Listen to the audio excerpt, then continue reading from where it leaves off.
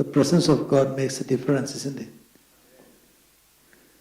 You can go into services and come out of services, feel nothing. But when you come into the presence of God, you're changed. Praise the Lord, praise the Lord. Thank you, Jesus. Thank you, Lord. Praise you, Lord. Amen, amen, amen. My sermon title today is Pursuing God no matter what comes against us. Pursuing God no matter what comes against us. How many of you are ready to pursue God no matter what comes against you? Amen. Praise God. Praise God. Praise God. You know, good soldiers, elite soldiers are made out of hard training. Hard training. I watched a documentary on commandos, how they are trained. And man, they go through such a strenuous training. They say they don't look at the qualifications, they don't look at the heights, how tall they are, how big they are, how educated they are is not the thing. Their mental strength is what they look at. Mentally, we got to be tuned into what God is going to do. So when you're going through challenges, you might think God has turned his back on you. No, he's letting you prepare for a commando operation. Hallelujah. Commando operation.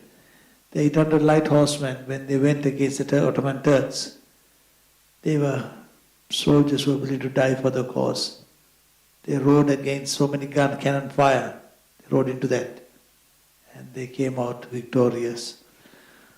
I believe God is preparing an elite group of people in this time for the reason of capturing countries, setting free people, delivering nations. Amen. How many of you want to be that elite group? Praise God. Now, when you put your hand up, you've got to understand this. You're going to be trained to prepare for that. It's not easy. Man, I tell you what, I've gone through some real crushing moments. You feel like, can you take the next day? Can you go the next day? But when you stand strong and keep fighting, Satan attacks your mental, your mind. This actually makes your whole life to determine. If you're strong in your mind, you can see mighty things happen. So ask the Lord to always renew my mind. Strengthen me, Lord. Hallelujah. Pursuing God no matter what comes against us. Some are talented and are able, but will not go all the way. Some are talented and are able, but not go all the way. You get that? But there are others who do not have it all, but will go all the way. But there are others who do not have it all, but they'll go all the way. Praise God. Isn't that wonderful?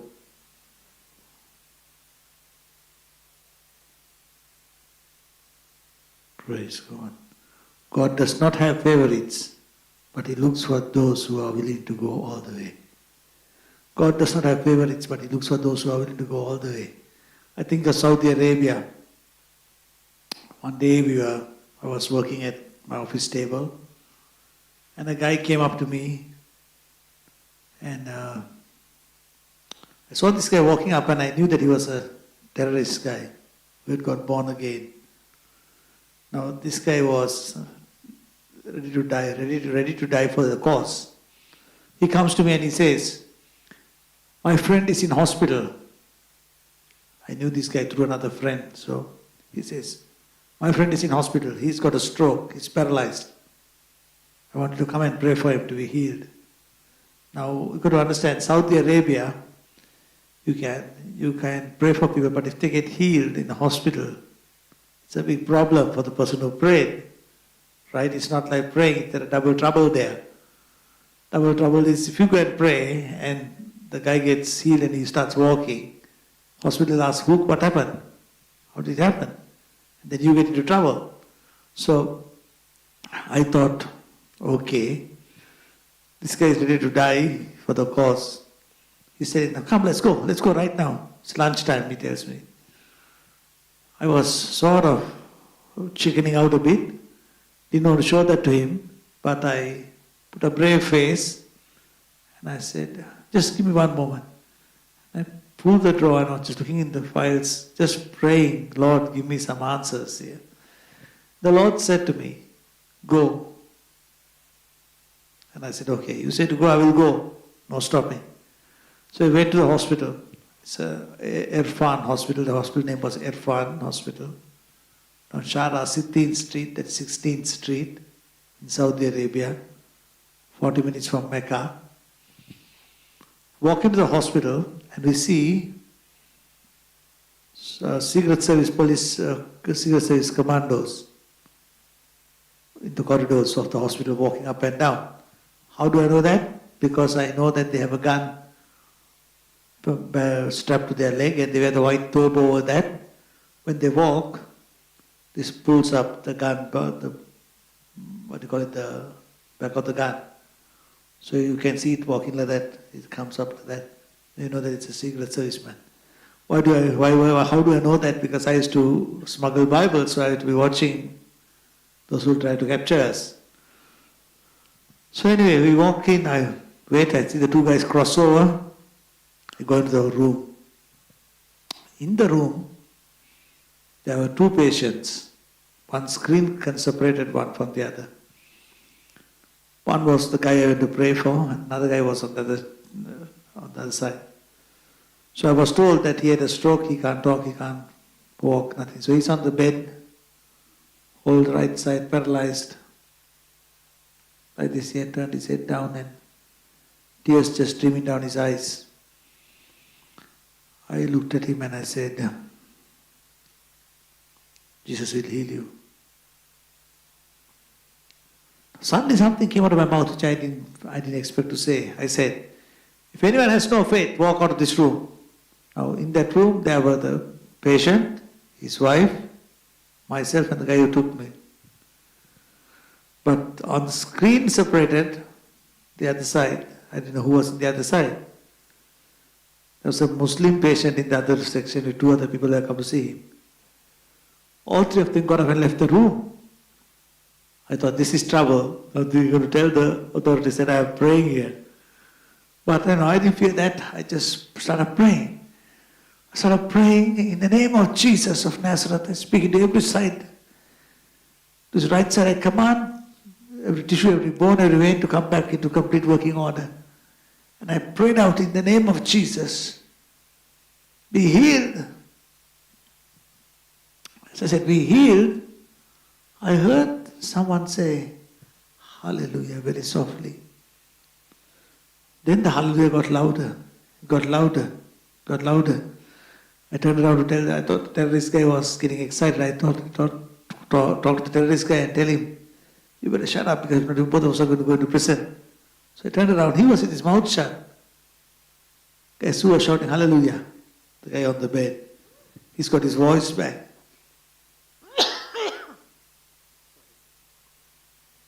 He's got his voice back.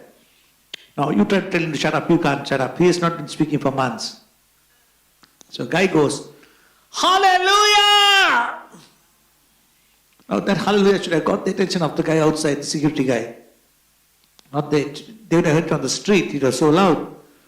But this guy just shouted, hallelujah, hallelujah, hallelujah, hallelujah. And he started shouting hallelujah. The whole atmosphere changed in the place. I got so much strength in me that I said, Ernest, tomorrow within 24 hours from today, you're going to walk. You're going to walk.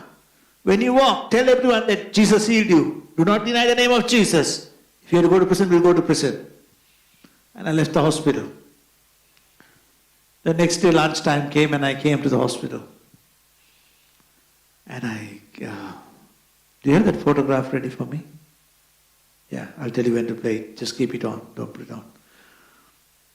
Next day when I came to the hospital, I saw a bit of a commotion in the room.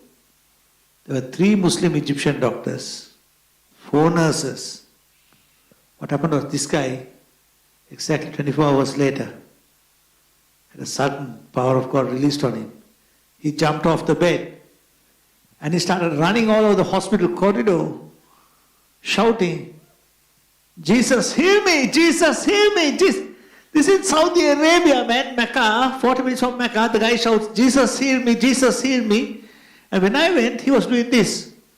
Jesus healed me, Jesus healed me, Jesus healed me, Jesus healed me, Jesus healed me, Jesus healed me. And he's got so much strength. The Muslim doctor put his arm around his shoulder and he said, Allah is merciful. He grabbed the doctor, he looked at the doctor like this, he grabbed him by the collar. And he said, no, Allah! Jesus heal me! Now, let's give the Lord a clap offering. I got such a shock when I saw this happening and I thought, okay, interesting. Let's see what happens now. 21 days he was in hospital after that. Every day I went to lunchtime to the hospital. There were staff, patients coming into his room asking him to pray for them. And this man was praying for people and they were getting touched and healed and they were accepting Jesus. No one stopped him, no security took us. So much so the hospital owner was in America. He got to hear about it and he cancelled the bill. This guy didn't have to pay anything also in the hospital. What a mighty God we serve. So when you got to go, don't think and don't worry about what's going to happen. Just go in the name of Jesus. So some are talented and what I say, some are talented and are able but will not go all the way. But there are others who do not have it all but will go all the way. God does not have favorites. He does. He looks for those who are willing to go all the way. So God does not have favorites. He's looking for those who are willing to go all the way. Have you seen some people get used by the Lord powerfully and others are not? They are not better than you. They are all the same. Just that they have taken a step of faith to step forward and do it for Jesus. Hallelujah. Amen. Amen.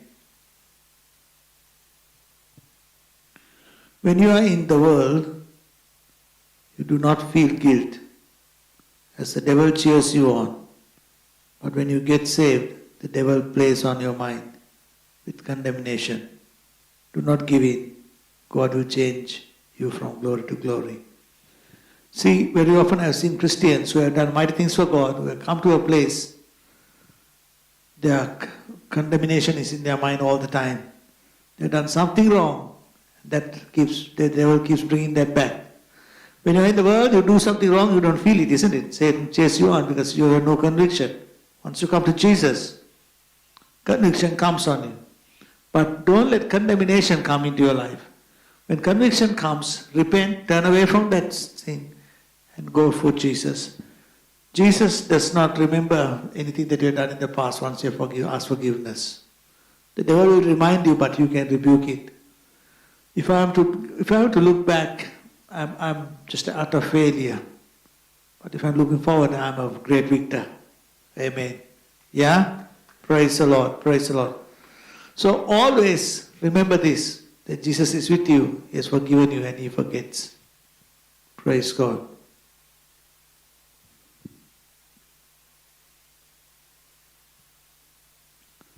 Do not revisit your past. Philippians chapter 3, verse 13 and 14. Philippians chapter 3.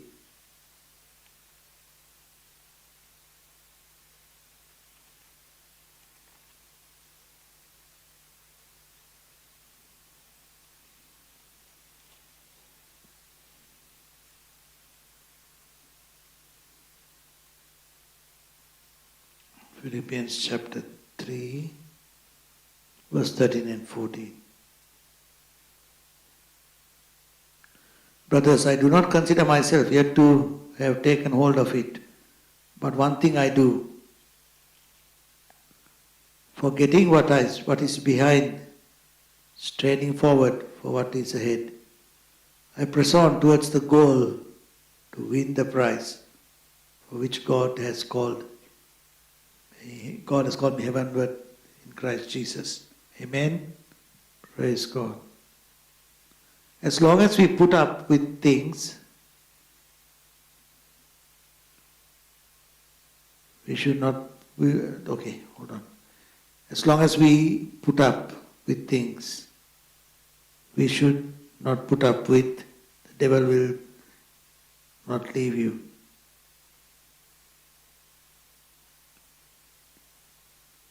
You got that one? Let me read that again. I wrote this down. As long as we put up with things we should not put up with, the devil will not leave you. And God cannot deliver you.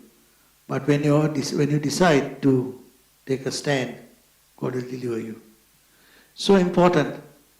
You see, in kindergarten, when you were in kindergarten, when you were in grade 1, grade 2, if someone does something to you, what do you go?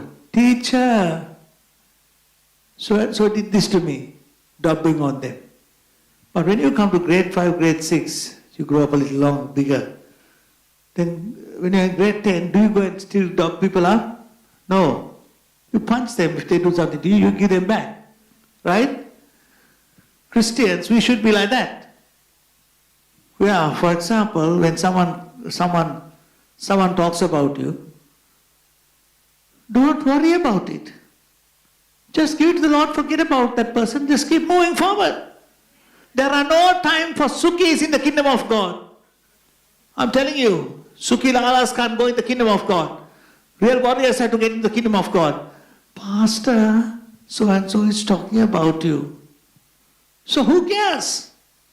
I have no time to think about that person talking about me. Stand up for Jesus. Take a stand. Punch the devil and walk away. Hallelujah. If I stop for the things people have said about me, man, I'll be in a grave underground. But it's time to stand. Hallelujah. How many of you determined to stand for Jesus? You want to stand for Jesus? Hallelujah. Don't worry. You can talk about me just as much as you please. You can talk about me just as much as you please. You can talk about me just as much as you please. I'll talk about you down on my knees. All my sins are taken away. Praise the Lord. And the devil is mad. And I'm so glad. And the devil is mad. And I'm so glad. And the devil is mad. And I'm so glad. He lost one soul over me. All my sins are taken away. Praise the Lord. Come on, somebody say hallelujah. Praise the Lord. The kingdom of God, unfortunately, for too long, has been worrying about what people think about you. Don't worry about what people think about you. If you are doing the right thing, even if you do something wrong, if your heart is right, God will honor you. You get that? If you have done something, for example, if you trample someone's toes and they get upset with you, if it is not willful, you didn't do that, don't worry about it. Tell them to get on with life. Come on, man. There's so many people just worrying about what people will say, what people will think. I remember many years ago, my wife came up to me and she said, some people are talking about you. I said, only some people are talking about me. That's good. That's a compliment. You know? We got to stand for Jesus. So don't be in kindergarten. Just grow up and get into higher grades and punch the devil when he comes. Praise God.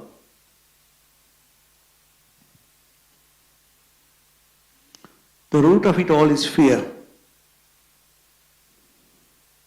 You need to face it, for God has not given to you a spirit of fear. Amen? God has not given to us a spirit of fear, but of power and of love and a sound mind. God has not given to us a spirit of fear, but of power and of love and a sound mind. Can someone read Joshua chapter 1 verse 9? A real mark of a child of God is fearlessness. A real mark of a child of God is fearlessness. Joshua chapter 1 verse 9 says, what's it say? It's up there on the... Have I not commanded you? They commanded thee. Be strong and of good courage. Do not be afraid, neither be thou dismayed. For the Lord your God, thy God, is with thee, whithersoever thou goest. Praise God. I want to tell you this, everyone. Be strong and courageous. God has not let you down. God is with you. Wherever you go, He'll go with you. He will strengthen you. He'll make you a mighty warrior for the kingdom of God.